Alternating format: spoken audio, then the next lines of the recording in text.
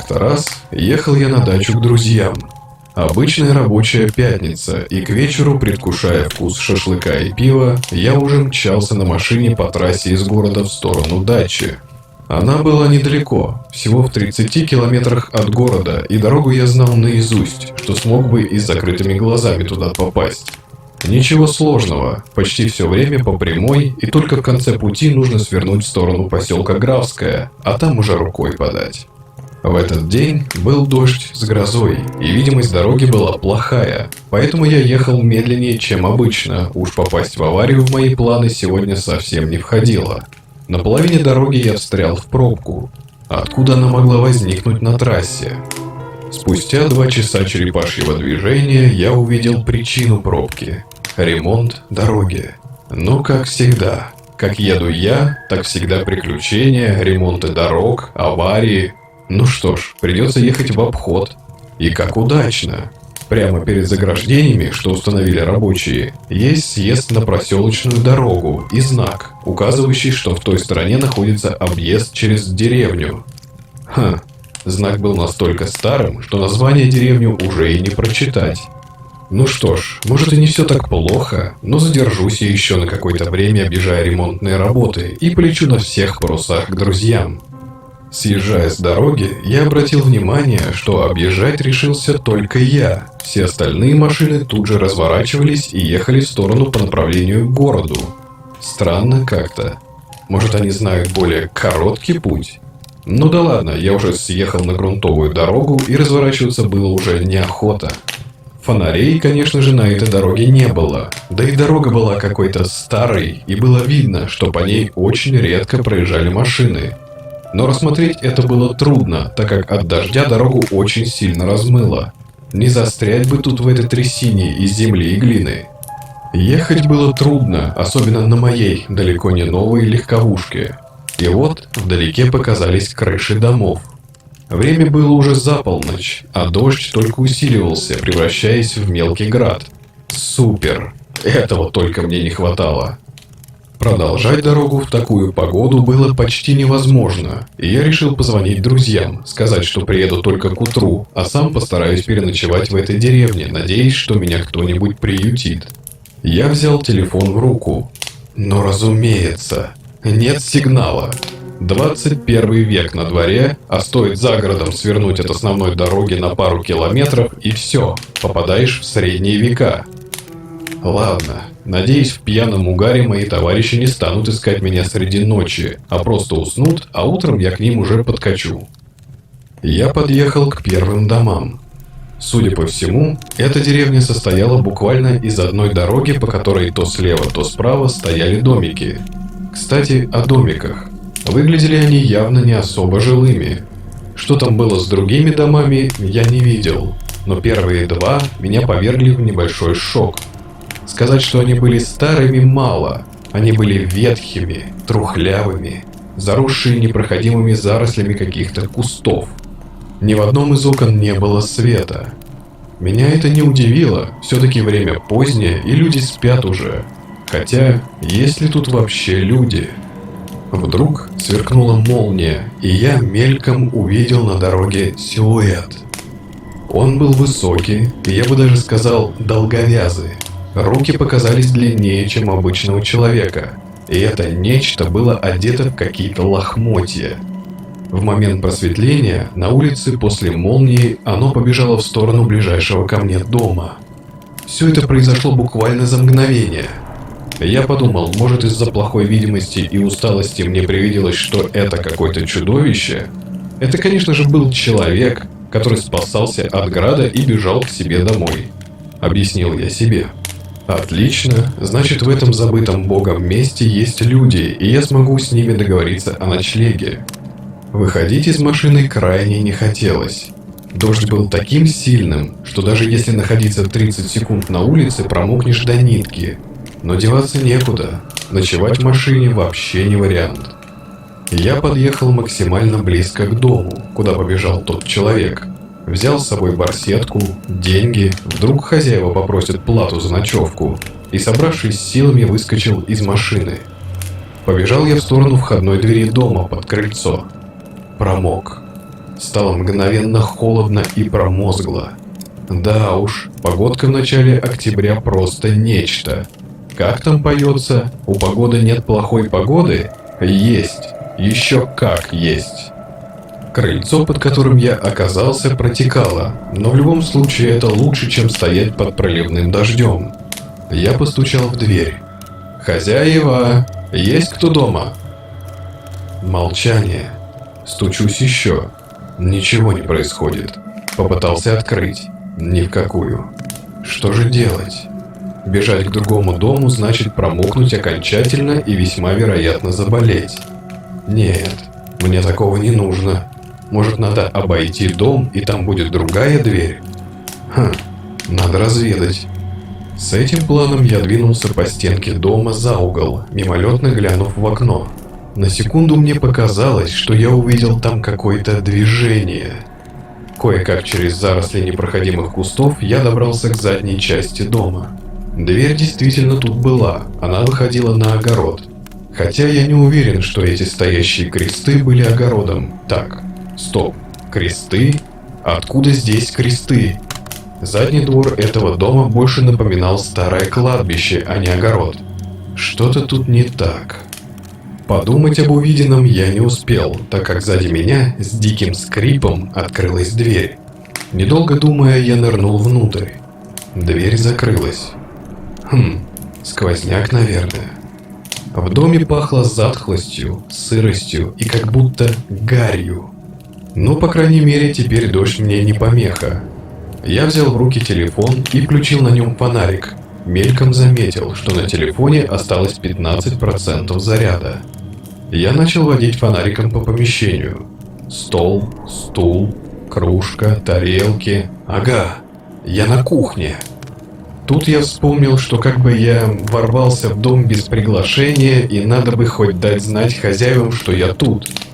«Хозяева, гостя примите на ночлег. Если что, могу денежку вам предложить за помощь». В ответ тишина. И только звук капель по крыше разрушал эту тишину. Так, ну, если тут никого нет, то может я смогу незаметно заночевать. А если хозяева придут, то все им по-доброму объясню. Так, ну, план есть. Нужно найти хотя бы кровать, не спать же на полу. На кухне кровать я точно не найду, поэтому нужно пробираться внутрь дома. Пол громко скрипел под моими шагами. Атмосфера так себе. Ночь, старый дом с собственным кладбищем на заднем дворе, скрипучий пол. В голове возникли все фильмы ужасов вместе взятые. По спине пробежал холодок. Я прошел кухню и оказался в небольшой комнате. На стене висели огромные часы. Знаете, которые каждый час бьют столько раз, сколько сейчас часов времени. Они выглядели очень старыми, а ходики на них были какие-то подкоптившиеся. Также в этой комнате я разглядел стол, на котором лежали какие-то тряпки, испачканные то ли землей, то ли еще чем-то. Комната была в ужасном состоянии. Со стен осыпались обои, потолок был весь в подтеках, и в целом комната была жуткого вида, а на полу лежала размазанная сухая грязь. Рядом со столом стояла пружинная кровать. Ее изголовье было очень ржавым, что наводило на мысль, что в этом доме вовсе никто и не живет. Никто не станет спать на этой старой кровати. Никто, кроме меня. Сон накатил совершенно неожиданно. Еще бы, недосып за целую рабочую неделю, плюс в дороге я уже более 5 часов. Да уж, эти 30 километров до дачи оказались намного длиннее. Особенно не церемонясь, поняв, что дом этот скорее всего заброшен и хозяева не придут, я сел на кровать, совершенно не боясь, что она сейчас развалится и я рухну на пол, пробив трухлявые доски и упаду в подпол. Интересно, а есть ли здесь какой-нибудь погреб? Так, ну кровать не рассыпалась, хороший знак. Подложив себе барсетку вместо подушки, я закрыл глаза и незаметно для себя уснул. Страх каким-то образом совершенно исчез. Проснулся я от постороннего звука. Как будто кто-то ходил по кухне, и пол противно скрипел под шагами идущего. Открыв глаза и пытаясь понять, что я тут вообще делаю, я сел на кровать и крикнул: «Здесь кто-нибудь есть?» Шаги прекратились. Там явно кто-то есть. Я встал с кровати и пошел на кухню. Нет никого. Включил фонарик на телефоне. Пол был весь в свежей грязи. Что это такое? Что тут шастает такое грязное ночью? И куда это делось? Мысли в моей голове стали путаться от страха. Развернувшись к выходу из кухни, я увидел, как высокая тень мелькнула в комнату. Я бегом туда. Опять грязь. Она вела в сторону какого-то маленького люка на полу. Как я его сразу-то не увидел, когда зашел в эту комнату? Ну что, лезть туда или ну его нафиг, еще с нечистью всякой я не боролся? Сел на кровать, начал думать, что делать дальше. Поспать я уже вряд ли смогу. Бежать в машину тоже не хотелось. Я только обсох, а на улице дождь вообще не утихал. Надо идти искать приключения на свою пятую точку. В барсетке я нащупал свой старый швейцарский нож. Хоть какое-то оружие. Правда, если это что-то потустороннее, то он мне вряд ли поможет. Набравшись смелости, я подошел к люку. Открыть? Нет. Зачем? А вдруг там что-то интересное? Ага, например, вурдалак какой-нибудь. Вот интересно. Ну делать-то что-то нужно? Нужно. Закончив спор с самим собой, я начал открывать люк. Его ручка была в этой самой грязи, и пахла она так, что я чуть не увидел свой сегодняшний обед. Пахло мертвечиной. Это уже ни в какие рамки. Ну, раз уж испачкался в этом, то надо доделывать дело до конца. Люк открыт. Телефоном посветил туда. Деревянные ступеньки, уходящие вглубь темноты, и больше не видно ничего. Класс! Спускаться в неизвестность. Тут я заметил, что на телефоне оставалось 5% заряда. Так, значит, быстро спускаюсь, осматриваюсь, нечисть отправляю на тот свет и иду спать.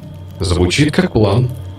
Только я наклонился для того, чтобы начать спускаться вниз, как вдруг сзади меня что-то толкнуло, и я кубарем полетел вниз. Тишина. Боль в голове. Я лежу на чем-то твердом и неприятном.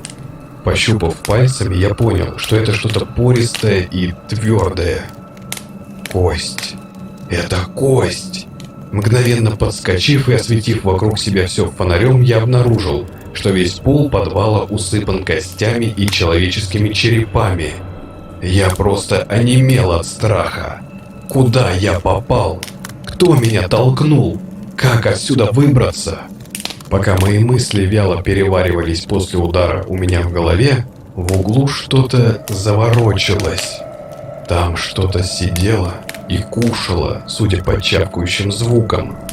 Вдруг звук прекратился, и оно стало медленно подниматься, и было, наверное, 2,5 метра в высоту. Сухие длинные ноги, руки были ниже колен, а на руках серповидные пальцы или когти, не разобрать. Голова была на редкость зубастая. Выглядела она так, будто вытянутая обглоданная черепушка. Глаз не было, или просто я их не заметил. Этот вурдалак бросился на меня с душераздирательным воплем. Уронив телефон, я кое-как увернулся от него и упал. «Встать, надо встать!» – бормотал я себе под нос. Мгновенно развернувшись, чудище опять ринулось на меня. В этот раз я не успел отпарировать и по груди полоснул бритвенно-острый коготь. Боль пронзила все мое тело, и, видимо, не только мое. Чудовище, взревев, упало рядом со мной. Швейцарский нож торчал из его груди. Бежать. Надо бежать отсюда. Второго ножа у меня точно нет. Я вскочил и пулей начал вскарабкиваться по лестнице, подняв телефон с пола. Тут я услышал, что этот вурдалак встал на ноги и уже бежит ко мне.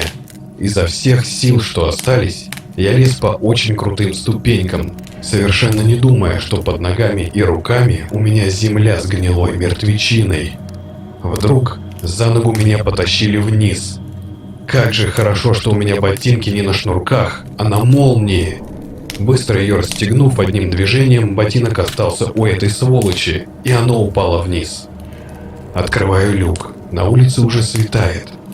Быстрым движением взяв барсетку, я со всей силы врезался во входную дверь, в ту, что была заперта, в надежде, что выбью ее к чертям собачьим. То ли вешу я мало, то ли сил для разгона у меня уже не было, но дверь меня встретила глухим ударом, и я отлетел назад. Засов! На двери засов, олух я слепой! Быстро встав, я подбежал к двери, убрал засов, и тут у меня за спиной я услышал мерзкое дыхание. Не посмотрев, что там сзади, я открыл дверь, вылетел из дома и побежал к машине.